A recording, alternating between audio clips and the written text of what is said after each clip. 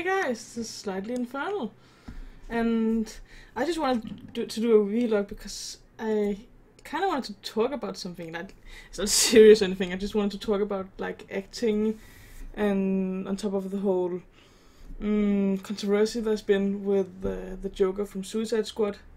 I haven't actually seen the movie myself, but I feel like the controversy is quite interesting.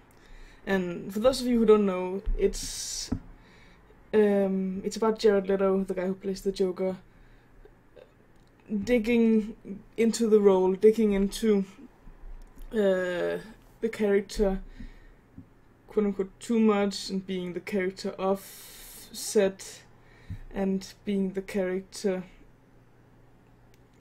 Yeah, and by being the Joker, being the character offset, doing some weird stuff, like sending weird stuff to the co-workers, saying weird stuff, has to be treated a weird way. And I've been thinking a lot about it, and I think it's quite interesting, because being an actor and being a... Okay, it's weird to say good actor, but working with that kind of acting, I want to say. Because it is kind of a mind game. It is kind of letting go of yourself for some time and trying to feel and experience life and situations as the character would do. And what I've been kind of interested in is also like how well it affects your performance. Does it really make it better? For example, it's like, sure, you almost convinced yourself you were the character, you like thought as the character said and practiced for the character like for a long time, but can people really tell the difference what you're feeling and thinking like as a person, instead of like how you act outward? And I think it's kind of double, in the sense that,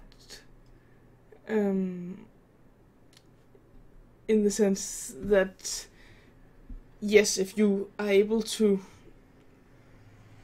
feel these things more intensely and like imagine for yourself, you're of course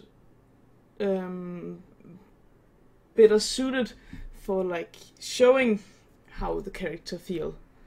Like that's down to the small things like eye movement, like twitches, like some minor things that you're most certainly not aware that you're doing. But then an interesting line comes, it's like, when do you stop?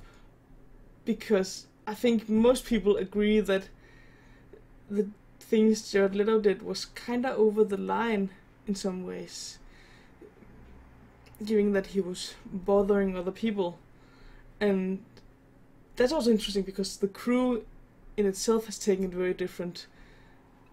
For example, like Will Smith has been very open about not liking it and not liking the thing that Jared Leto did very much. And I think that says something about what kind of actor he is and what kind of movie he's often in. Not that I'm gonna say that he's bad, but that's just a... I don't think the type of movie and the type of role he plays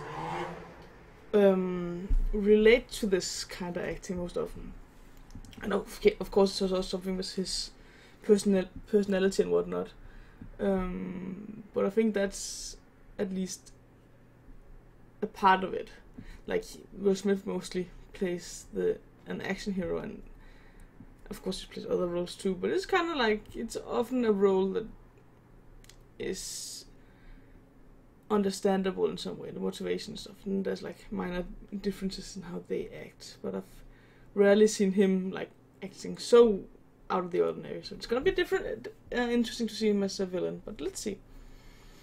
It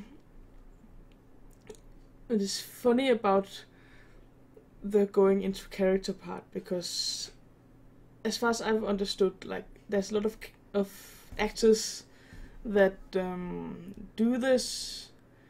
It's like I've heard like just more like low key about it. They're I've heard stories about the late Alan Rickman, for example, that's like been sitting and like looking froth and snappish at like a dinner party at home or something like that, like trying to like practice to get into character, like how the character sees the world. And I think that is kind of normal, this kind of small homework. I've also heard that Johnny Depp did it under Sweeney Todd, and I think that's a thing, like when an actor goes about filming and thinks about the role and tries to get it in their mind, like, okay, the character walks like this, yeah, and okay, the character thinks like this. But that is only a part of it. I think where it also becomes interesting is like when it dibbles over to insanity, or like mentally disturbing yourself. And it's kind of interesting because there's never really been a confirmed case of, yeah, this actor snapped after this. Not as far as I heard. There's been a lot of rumors, especially around Heath Ledger, and saying that the Joker character killed Heath Ledger. Which I personally think is not true. Because it seems too, I don't want to say convenient, but that this like crazy character like go and make the actor insane, and it's just I don't know. I think most most actors are professional enough to be able to let it go after.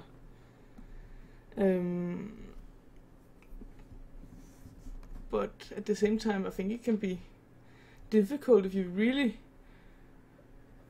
jump down, and it's such a tricky subject because the mind is such a fickle thing. With the mind, of course, there's some like real mental, but mental illness that can be measured, like instabilities in the levels of stuff in the brain. A perfect explanation, 10 out of 10, but you know what I mean. But in other ways, you can also convince yourself of a lot, and this is where I think that psychology isn't, I don't want to say not far enough, but hasn't been thinking in this kind of sense so much. That, as far as I believe, you're able to convince yourself of a lot of things. And I could believe that it is confusing to, like, have to play a role and really, like, digging so deep that you never let go of their thoughts. But it's, yeah, I kind of went off on a tangent there about thoughts, and I would say, as one who has participated in plays and stuff, I can say that of course you do that, and I do that in some way. I, for example, like to listen to music and give the character a song that kind of like helps me like get in that character's mood, like often the start of the play mood, and then like it progresses by itself. And like of course practice walking and thinking and speaking like the character. That's all part of like how I make it the most believable. But yeah, back to the original question is where was the line? When is it too much and when is it like fake? Because there's also been a lot of people saying that the Jared Leto stuff is for publicity, and I can kind of see where they're coming from. I have one argument for the Jared Leto case, and that is that the Joker as a character is very impulsive and auto-reacting, so to speak. So if you have to practice being impulsive and auto-reacting, it would be natural to do impulsive and auto-reacting things to like get that feeling down. Okay, that so far so good. But on the other hand, there's a difference between like doing impulsive and auto-reacting stuff alone and doing it like at your crew, because it is of course not putting anyone at risk. I think it was kind of like small things he did, like sending a used condom or sex toys or bullets, dead animals, I think, to people. It's unpleasant, but it's not dangerous. That and that leads me to the thing with like, okay, where's the line? Because we can all agree that, of course, hurting people is wrong, speaking ill to people is wrong, like, but then it comes like, is making them feel stressed or uncomfortable, that is also wrong. It should be. It probably is. But you can do that in a lot of ways. And that's kind of the thing that I think either you have to be like discreet about it, like for example, like Alan Rickman and Johnny Depp, like sitting and being a little broody because they're practicing. That is like discreet and unharmful. And if you have to go all the way, like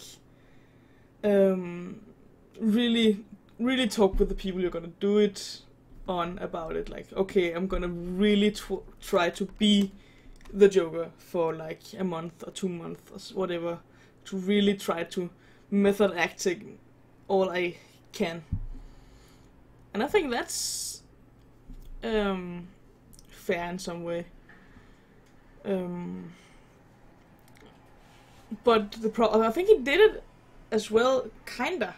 But the problem just is that he did it while in the character as the Joker, so it came off kind of weird.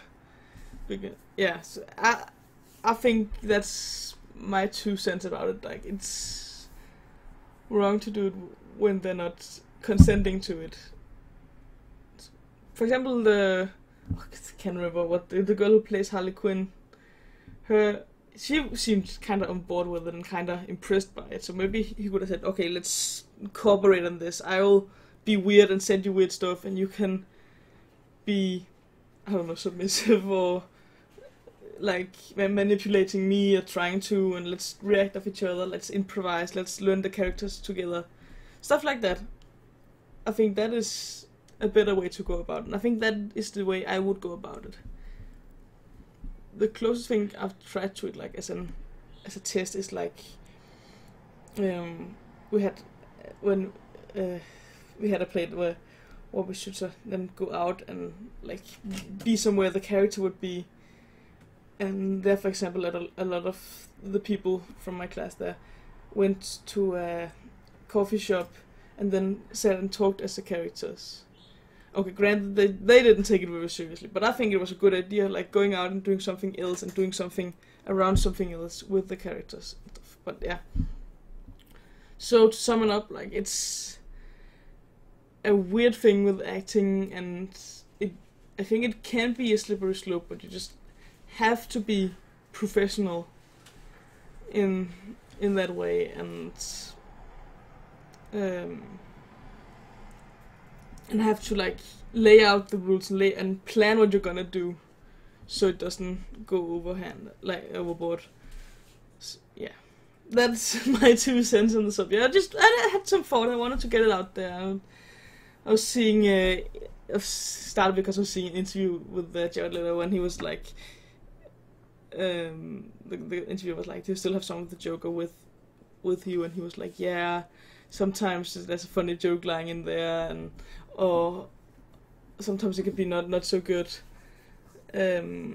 because he is kinda," I can't remember what he said, but something like unrelenting on nice stuff, something like that. But yeah, I don't know, I just think it's an interesting subject, and it like dabbles into like a lot of the things like mind, and what is the mind capable of, and when does that